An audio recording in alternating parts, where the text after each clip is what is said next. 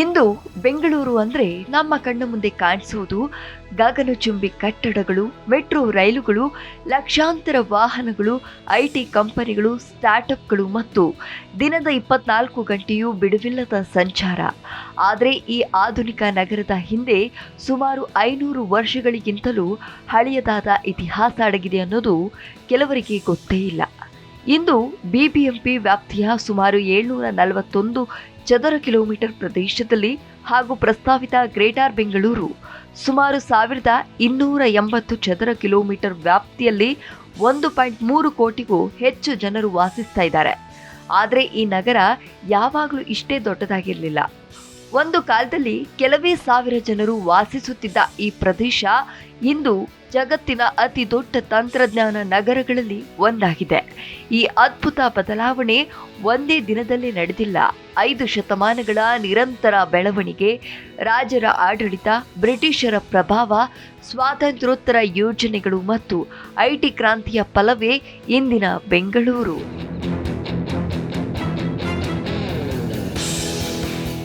ಆದರೆ ನಿಮಗೆ ಗೊತ್ತಾ, ಬೆಂಗಳೂರಿಗಿಂತಲೂ ಹಳೆಯ ಪ್ರದೇಶಗಳು ಯಾವುವು ಅಂತ? ಹೌದು, ಬೆಂಗಳೂರು ಎಂಬ ಹೆಸರು ಹುಟ್ಟುವ ಮೊದಲೇ ಈ ನೆಲದಲ್ಲಿ ಅನೇಕ ಐತಿಹಾಸಿಕ ಊರುಗಳು ಜೀವಂತವಾಗಿದ್ವು. ಅವುಗಳೆಂದರೆ ಯಲಹಂಕ, ಹಲ್ಸೂರು, ಆನೇಕಲ್, ನೆಲಮಂಗಲ, ಕನಕಪುರ, ಬಿಡದಿ ಮತ್ತು ದೊಡ್ಡಬಳ್ಳಾಪುರದಂತಹ ಪ್ರದೇಶಗಳು ಹಲವು ಶತಮಾನಗಳ ಇತಿಹಾಸವನ್ನು ಹೊಂದಿವೆ.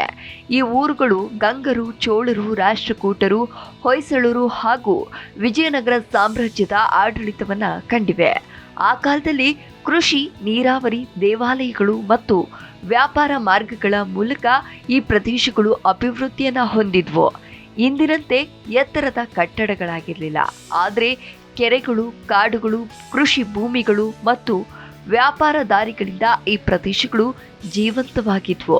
ಹೀಗಾಗಿ ಬೆಂಗಳೂರಿನ ಇತಿಹಾಸ ಕೇವಲ ಕೆಂಪೇಗೌಡರಿಂದ ಆರಂಭವಾಗುವುದಿಲ್ಲ. ಅದರ ಬೇರುಗಳು 1000 ವರ್ಷಗಳ ಹಿಂದೆಯೇ ಆರಂಭವಾಗಿವೆ. ಇನ್ನು ಕೆಂಪೇಗೌಡರ ಕನಸಿನ ನಗರ ಬೆಂಗಳೂರು 1537ರಲ್ಲಿ ವಿಜಯನಗರ ಸಾಮ್ರಾಜ್ಯದ ಸಾಮಂತರಾಗಿದ್ದ ನಾಡಪ್ರಭು ಕೆಂಪೇಗೌಡರು ಮಣ್ಣಿನ ಕೋಟೆಯನ್ನ ನಿರ್ಮಿಸಿ ಆಧುನಿಕ ಬೆಂಗಳೂರಿಗೆ ಅಡಿಪಾಯವನ್ನ ಹಾಕಿದ್ರು. ನಗರದ ಬೆಳವಣಿಗೆಯನ್ನ ಮುಂಚಿತವಾಗಿಯೇ ಊಹಿಸಿ ಕೋಟೆಯ ಸುತ್ತ ವ್ಯಾಪಾರ ಮಾರುಕಟ್ಟೆಗಳನ್ನು ನಿರ್ಮಿಸಿದ್ರು. ಅಲ್ಲಿಂದಲೇ ಚಿಕ್ಕಪೇಟೆ, ದೊಡ್ಡಪೇಟೆ, ಬಾಳೆಪೇಟೆ, ನಗರದ ಪೇಟೆ ಮತ್ತು ಕಾಟನ್ ಪೇಟೆಗಳಂತಹ ಪ್ರದೇಶಗಳು ಹುಟ್ಟಿಕೊಂಡ್ವು. ದೇಶದ ವಿವಿಧ ಭಾಗಗಳಿಂದ ವ್ಯಾಪಾರಿಗಳು ಇಲ್ಲಿ ಬಂದು ವ್ಯಾಪಾರವನ್ನ ನಡೆಸ್ತಿದ್ರು. ಧಾನ್ಯ, ಬಟ್ಟೆ, ಎಣ್ಣೆ, ಚಿನ್ನ, ಬೆಳ್ಳಿ ಹಾಗೂ ಮಸಾಲೆ ವ್ಯಾಪಾರದಿಂದ ಈ ಪ್ರದೇಶಗಳು ಸದಾ ಗಿಜಿಗುಡುತ್ತಿದ್ವು. ಸುಮಾರು 5 ಶತಮಾನಗಳ ನಂತರವೂ ಇದೇ ಪ್ರದೇಶಗಳು ಬೆಂಗಳೂರಿನ ವ್ಯಾಪಾರದ ಹೃದಯವಾಗಿರೋದು ಕೆಂಪೇಗೌಡರ ದೂರದೃಷ್ಟಿಯನ್ನ ತೋರಿಸುತ್ತದೆ. ಆದರೆ ಇಲ್ಲಿ 4 ಗೋಪುರಗಳ ರಹಸ್ಯ ನಿಮಗೆ ಗೊತ್ತಾ? ಹೌದು, ಕೆಂಪೇಗೌಡರು ನಗರದ ಭವಿಷ್ಯವನ್ನ ಗಮನದಲ್ಲಿ ಇಟ್ಕೊಂಡು 4 ದಿಕ್ಕುಗಳಲ್ಲಿ 4 ಗೋಪುರಗಳನ್ನು ನಿರ್ಮಿಸಿದ್ರು. ಆ ಕಾಲದಲ್ಲಿ ನಗರ ಎಷ್ಟು ಬೆಳೆಯಬಹುದು ಎಂಬ ಗಡಿಯನ್ನ ಸೂಚಿಸಲು ಈ ಗೋಪುರಗಳನ್ನು ಕಟ್ಟಲಾಗಿತ್ತು. ಇಂದಿಗೂ ಲಾಲ್ಬಾಗ್, ಮೆಕ್ರಿ ಸರ್ಕಲ್, ಬಸವನಗುಡಿ ಮತ್ತು ಹಲ್ಸೂರು ಭಾಗಗಳಲ್ಲಿ ಈ ಗೋಪುರಗಳ ಗುರುತು ಕಾಣಸಿಗುತ್ತದೆ. ಆಗ ಯಾರೂ ಊಹಿಸಿರಲಿಲ್ಲ ಈ ಗಡಿಗಳನ್ನು ಮೀರಿ ನಗರ 100 ಚದರ ಕಿಲೋಮೀಟರ್ಗಳಷ್ಟು ವಿಸ್ತಾರವಾಗ್ತದೆ ಅಂತ. ಆದರೆ ಇಂದು ಬೆಂಗಳೂರು ಆ 4 ಗೋಪುರಗಳನ್ನು ಬಹಳ ಹಿಂದೆಯೇ ದಾಟಿ ಜಾಗತಿಕ ಮಹಾನಗರವಾಗಿ ಬೆಳೆದಿದೆ. ಆದರೆ ಹೈದರ್ ಅಲಿ ಮತ್ತು ಟಿಪ್ಪು ಸುಲ್ತಾನನ ಕಾಲದಲ್ಲಿ 18ನೇ ಶತಮಾನದಲ್ಲಿ ಹೈದರ್ ಅಲಿ ಮತ್ತು ನಗರದ ಟಿಪ್ಪು ಸುಲ್ತಾನ್ ಬೆಂಗಳೂರಿನ ಆಡಳಿತವನ್ನು ವಹಿಸಿಕೊಂಡ್ರು. ಈ ಅವಧಿಯಲ್ಲಿ ಕೋಟೆಯನ್ನು ಬಲಪಡಿಸಲಾಯಿತು. ಸೈನಿಕ ವ್ಯವಸ್ಥೆ, ತೋಟಗಳು ಮತ್ತು ರಸ್ತೆಗಳಿಗೆ ಹೆಚ್ಚಿನ ಒತ್ತನ್ನು ನೀಡಲಾಯಿತು.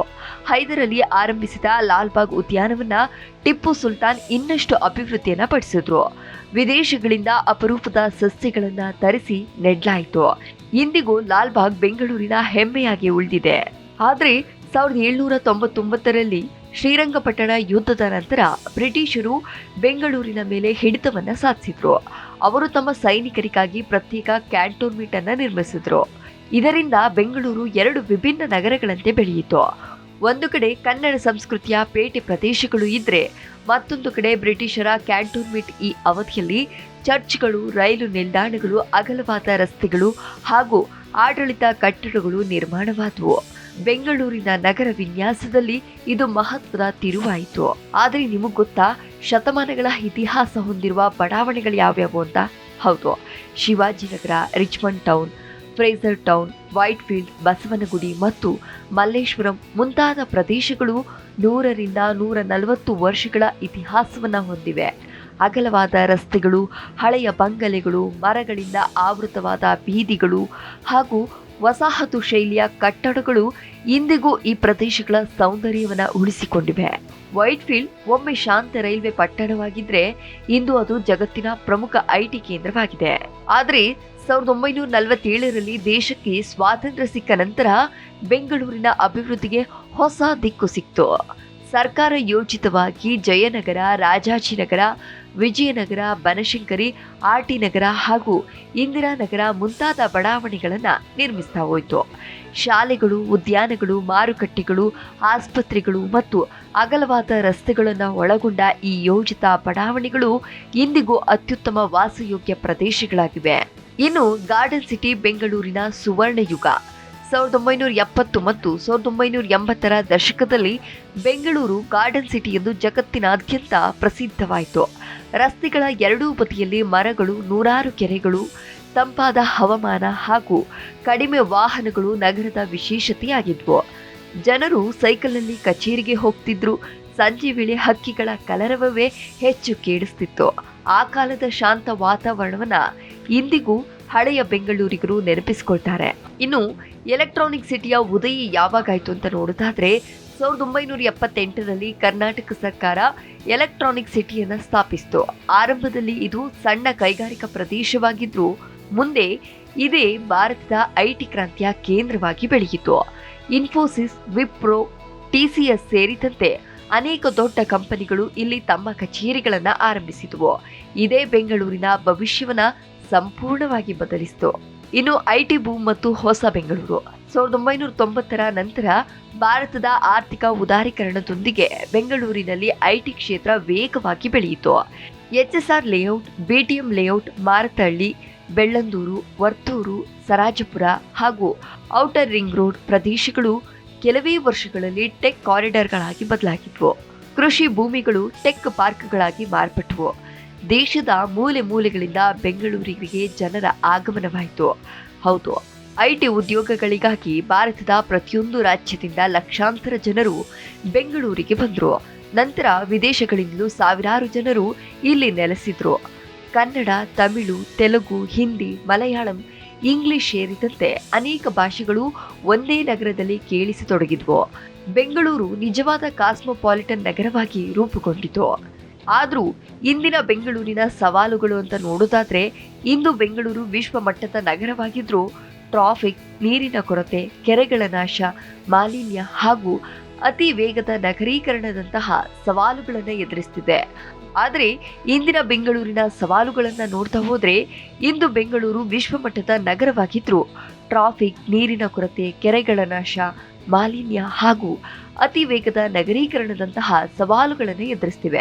ಆದರೂ ಈ ಸಮಸ್ಯೆಗಳ ನಡುವೆಯೂ ಬೆಂಗಳೂರು ದೇಶದ ಅತಿ ಹೆಚ್ಚು ಉದ್ಯೋಗವನ್ನು ಸೃಷ್ಟಿಸುವ ನಗರಗಳಲ್ಲಿ ಒಂದಾಗಿದೆ.